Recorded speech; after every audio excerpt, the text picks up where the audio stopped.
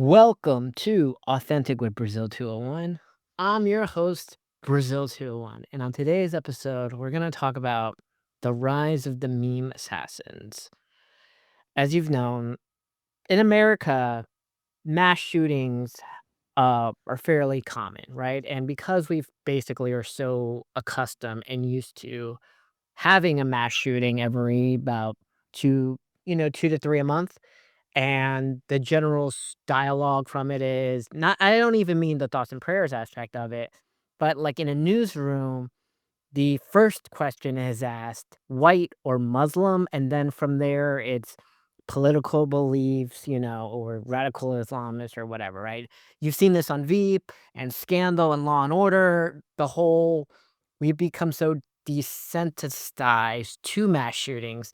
We basically already have a script to it, and I know it's an American thing, et cetera, et cetera. The European version of this apparently illegals across Europe try to boat into, like, the UK, Greece, and stuff, and these boats randomly sink because I guess there's some type of law that if they make it to land, they get to live there and become asylum seekers or whatever. But that's the European version of, like, how we're used to just mass shootings. We expect it, right? Back to school season. Right, I mean, we just had, when was we had a mass shooting the same day of the Charlie Kirk assassination, which segue, what are what my discussion is going to be today on the podcast, which is the rise of meme shooters or meme assassins, because I think we as Americans are so used to mass shootings, we become desensitized and don't really care anymore. Like, yeah, it's sad children are getting shot, but there's been so many, it's just hard to remember them unless they're so catastrophic.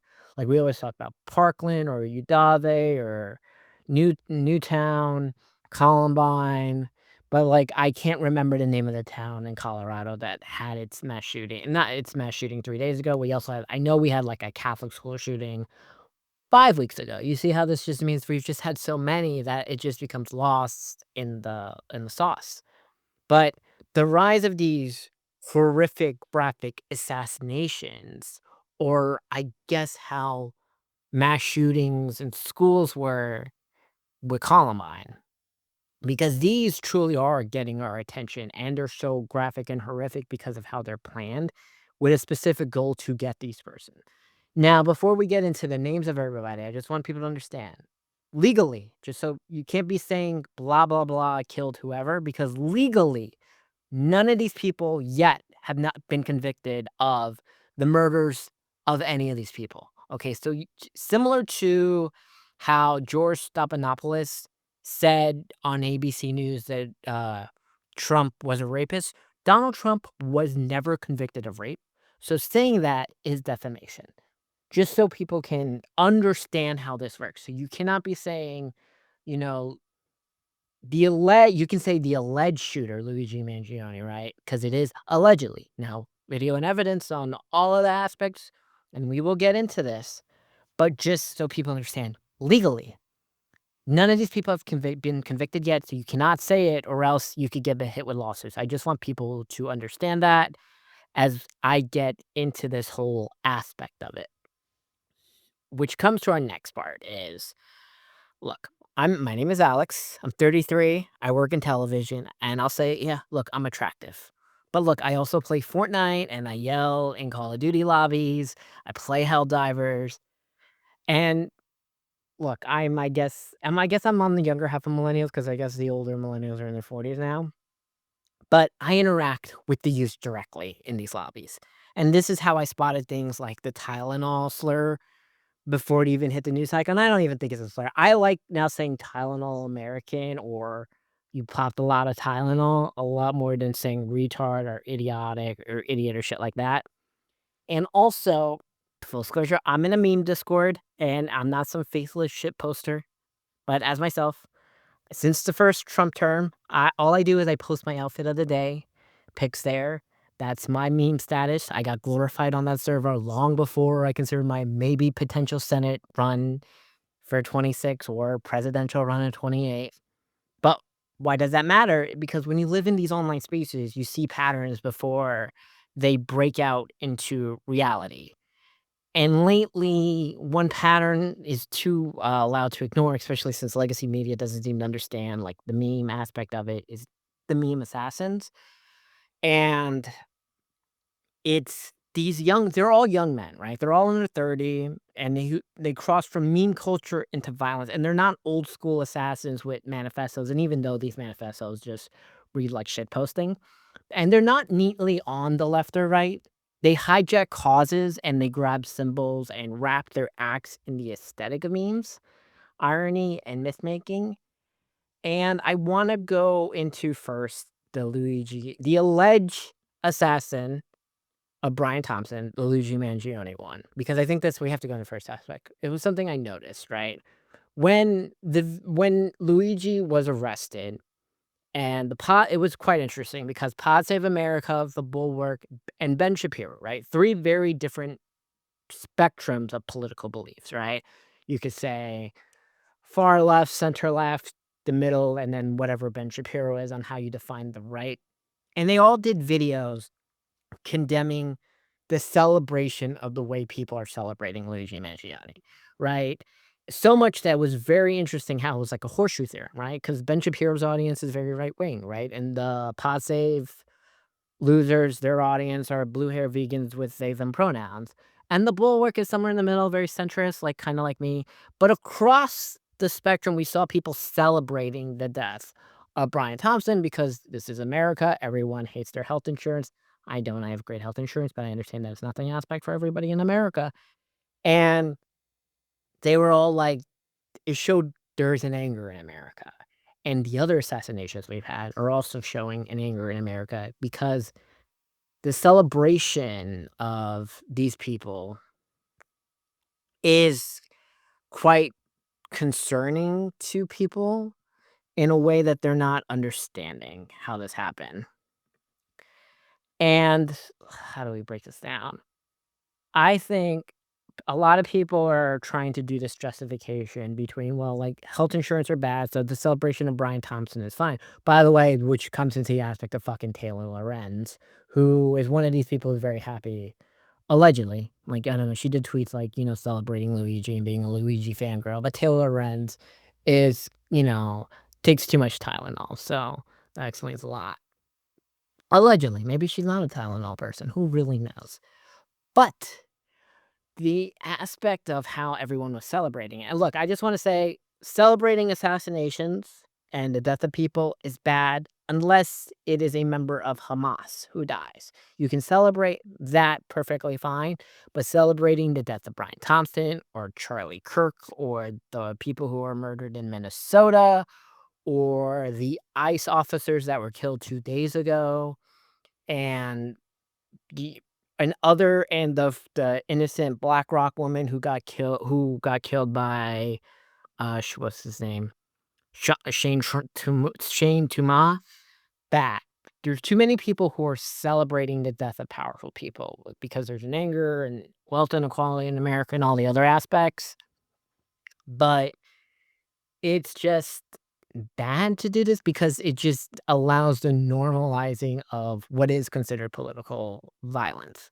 Now you're saying, but Brian Thompson was not an elected Republican or Democrat, so it's not political violence. Well, he is a CEO of a health insurance company many people have in America, and this has changed now. CEOs all across America are more frightened. You're like, good, that fear is good because there's an anger in America, and that aspect is true. There is a very real anger in America.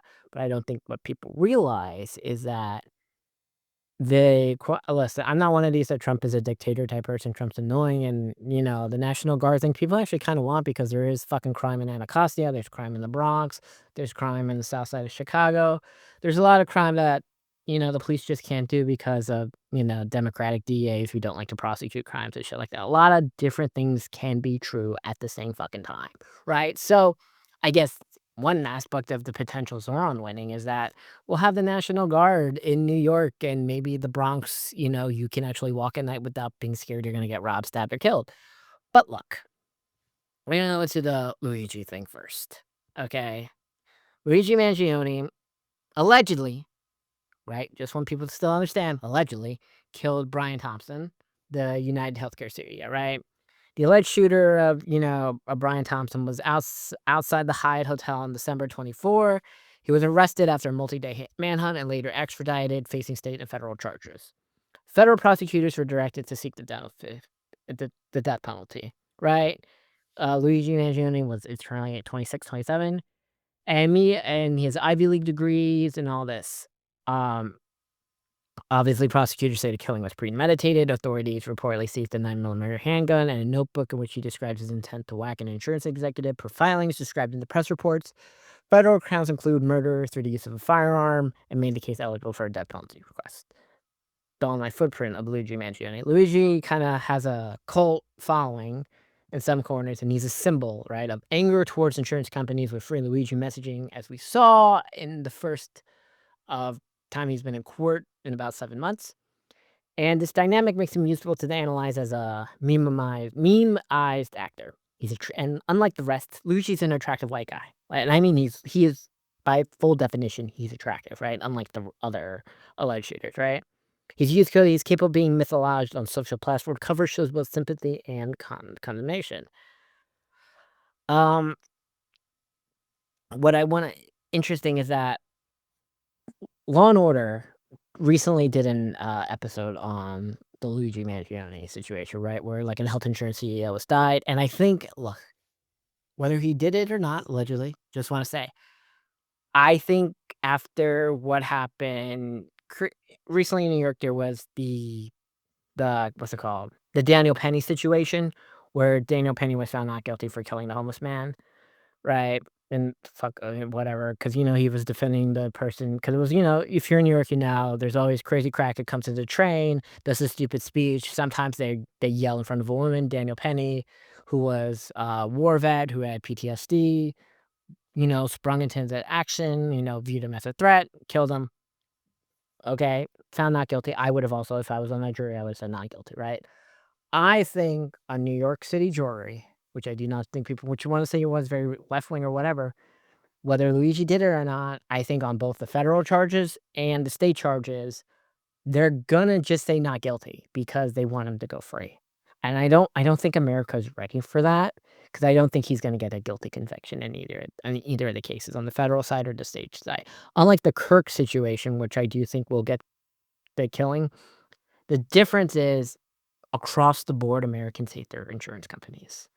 And they see, and then this is gonna be the problem with this, but they're gonna see Luigi as a hero for saying, "Fuck the system," and the aspect of Luigi being found not guilty will bring real fear to other CEOs, because it'll show real anger across the board, and I do not think people are ready for this. Because Law& and Order did an episode on this, who was also found not guilty, and the DA in Law& and Order was, like, really thought, "You're telling me the American people who are gonna see all the evidence are going to say not guilty?" And the dude from Scandal, who is, like, the new guy in charge, says, "I don't think you understand the American people at all." And the episode ends with him being found not guilty and being shocked he lost. Poor Prince. But look, this is the aspect of the Luigi situation, which I don't know if people are, like, ready for it. Next, we're gonna go into the alleged, assassin of Charlie Kirk, Tyler Robinson. Now, Tyler Robinson was is the man accused of ambushing and killing Charlie Kirk at the campus event. He is unattractive, but what made him stick out wasn't his face, it was his language, right? In his Discord chats after the attack, he referred to engraved bullets as mostly a big meme, and that's not manifesto talk, that's like the meme talk. He framed the murder like a punchline, and when you read the coverage, it's clear he wasn't motivated by the coherent left or right politics. He hijacked issues to make himself a symbol.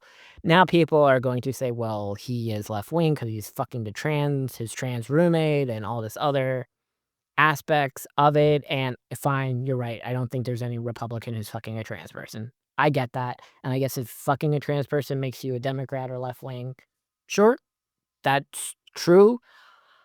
I think there's a huge overlap between the gropers and Antifa type people more than people realize, and it's not just that they all hate Israel. But, we see the Discord subcultures that combine irony with, like, violent posturing, and this is just and these meme assassins are violence wrapped in logic instead of this classical, ideological manifesto. Now, obviously, I think he's gonna be found guilty in all the charges, and I think it's awful what he did, and I hope he does get the death penalty. Now, our next one is going to be the Dallas ICE shooter. His name in the press is Joshua John. He was targeting ICE agents, but he was bad with the gun and killed a couple of illegals in the ICE detention facility instead. Now, once again, I just want to say, celebrating the deaths of the illegals in the ICE detention camp is bad. Okay, just like if the ICE agents were killed in this assassination attempt, that would also be bad. Okay, we need to just establish this? That celebrating assassinations, no matter the political faction or their targets, bad. I know this is like a hard thing to grasp because people are like, being like, well, the Brian Thompson one is okay. Charlie Kirk is bad. The illegals died, so it's okay. And the ICE agents didn't die. All that, okay? All that. Just so we can establish this part. Now look, this shooting happened 3 days ago. The shooter was reportedly targeting ICE employees with messages, but shot, hit detainees, and the shooter died from self-inflicted wound. And investigators found writing notes that criticized ICE. And officials said the attacker sought to kill federal agents and incite terror. Authorities reported that he had anti-government statements, and while fact checks and clearly reporting emphasize a clear ideological lines are murky, and it appears the individual just hated ICE. Okay. Now this one doesn't have there hasn't been any leaks from Discord yet, because this is the most recent shooting. This only happened 2 days ago. They haven't deep dived into social media at all. And someone say this is more like the old school version of assassination. Just because he's young and the way he looked, I probably think we're gonna find out about some subreddit or Discord server he was in, and, you know. Now our final one, Thomas Matthew Crook, the man who, shot at Trump, shot the year, right? Crooks was a young man, right? He attempted to, kill Trump at the Butler rally in July of '24. He fired from rooftop. We know the story. Now, what's indicated, there's little, like, public Crooks had an isolated private life. And investigators try to reconstruct his path to violence, and distinguish him from the meme shooter archetype is that it's just the man had no digital profile, and no one could really find his Discord, and it's look, here's the thing. All these attackers were under 30. They all have weird meme manifestos. Their target selections are symbolic hijacking. These all of them seem to pick targets that symbolize institutions they hate: insurance industries, conservative leaders, immigration enforcement, a president, and hold up, I'm sorry.